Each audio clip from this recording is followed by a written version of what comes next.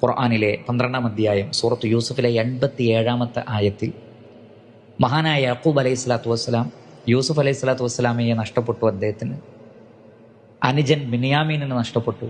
ആ സമയത്തും തൻ്റെ മറ്റു മക്കളോട് പറയുന്നുണ്ട് അവരെക്കുറിച്ച് അന്വേഷിക്കാൻ. അവിടെ അദ്ദേഹം പറയുന്നൊരു വാക്ക് വലാ തൈഅസു മിർ റൗഹില്ലാഹ് ഇന്നഹു ലാ യൈഅസു മിർ റൗഹില്ലാഹി ഇല്ലൽ ഖൗമുൽ കാഫിറൂൻ.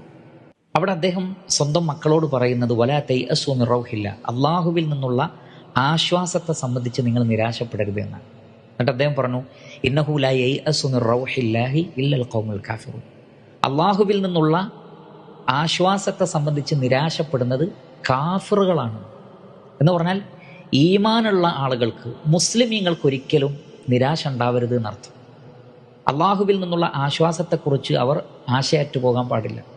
അത് സത്യനിഷേധികളുടെ സ്വഭാവമാണ്, മുസ്ലിമീങ്ങൾക്ക് പാടില്ല എന്ന്.